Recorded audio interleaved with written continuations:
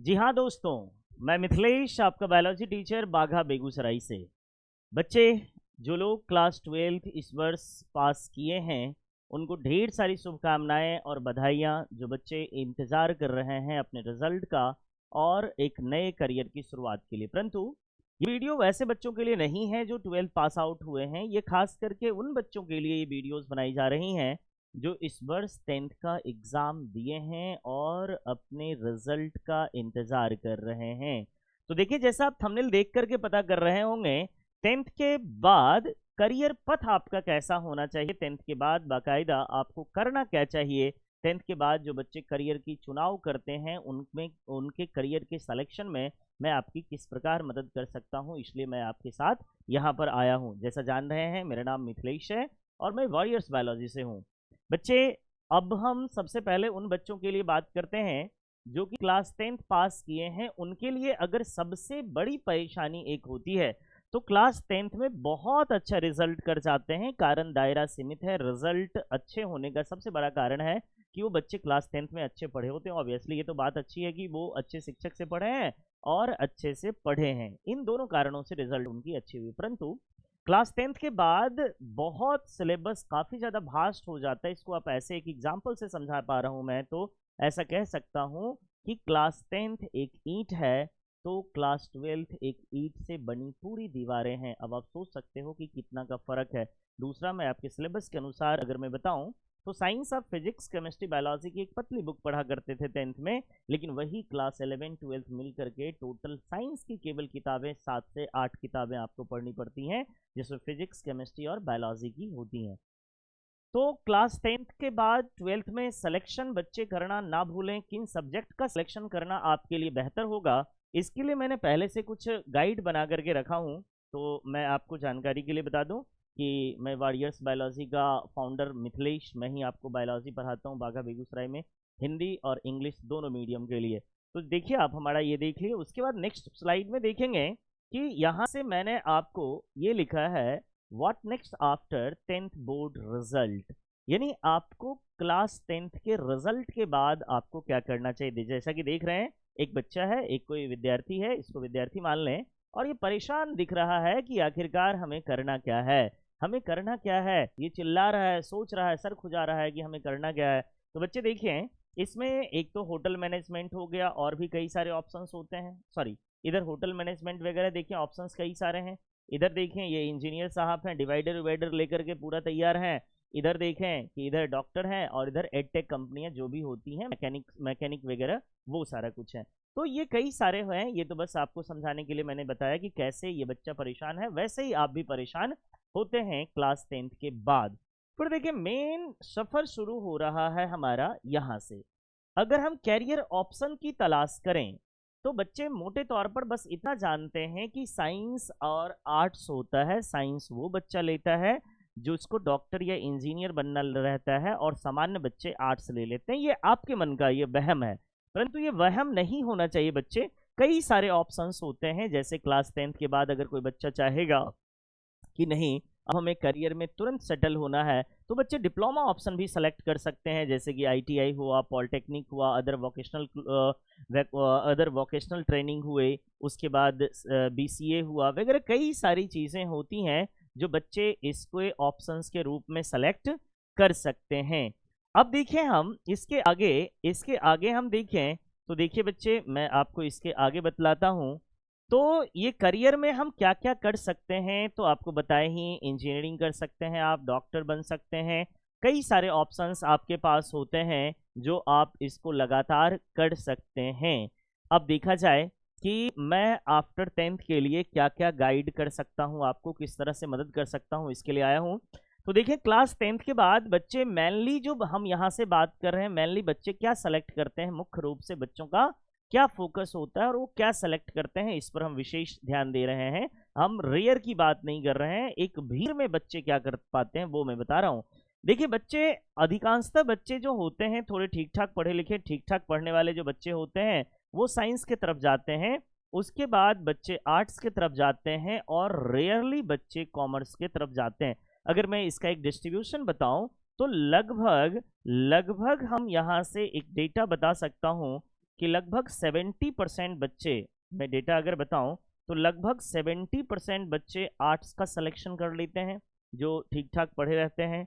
60 to 70 कह लीजिए इसको, 70 कहना ठीक नहीं है, या फिर आप 50 to 60% बच्चे जो होते हैं ये साइंस का सिलेक्शन कर लेते हैं।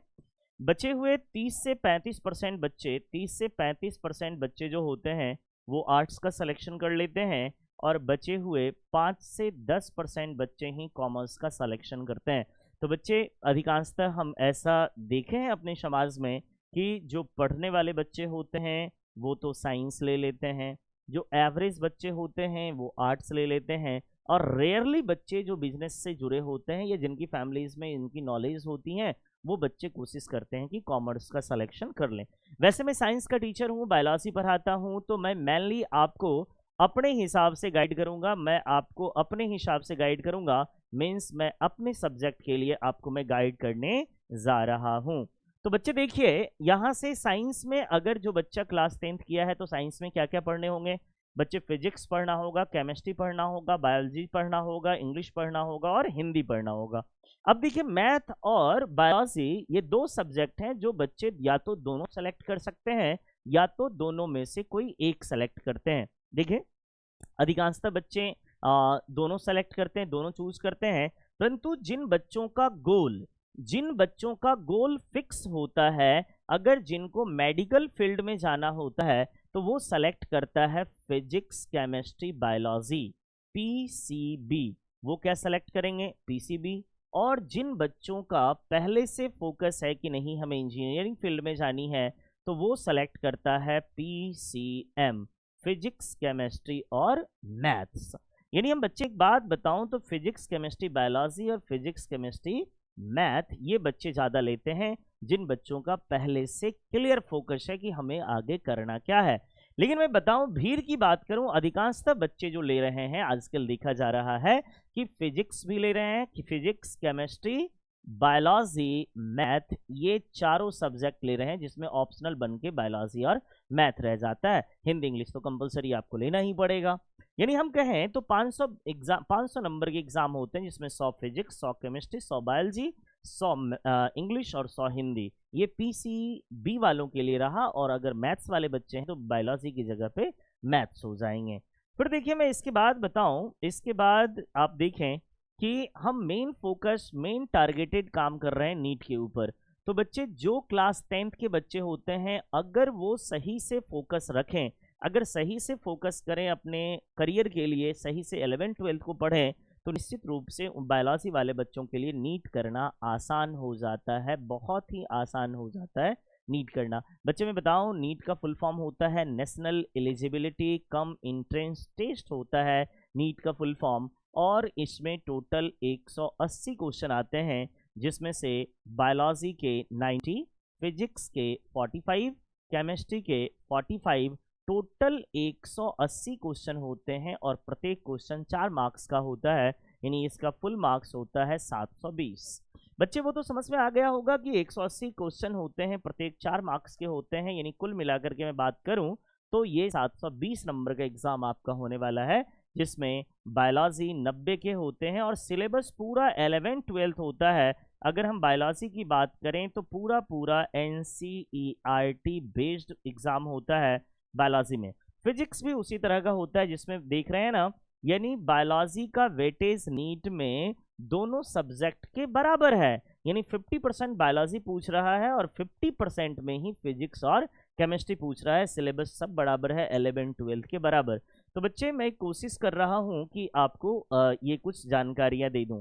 आपको क्लास 10th के बाद जो बच्चे क्लास 12th करने आ रहे हैं, क्लास 11th में एडमिशन लेंगे, उनका रिजल्ट ये मार्च के लास्ट वीक तक यानी अंतिम सप्ताह तक उम्मीद है कि आ जाने का, और निश्चित रूप से आ ही जाएगा। और हम क्लास 11th का जो नया बैच शुरू कर रहे हैं सेशन 2026 के लिए, वो 2 अप्रैल हमने समय निर्धारित किया है, तारीख निर्धारित किया है।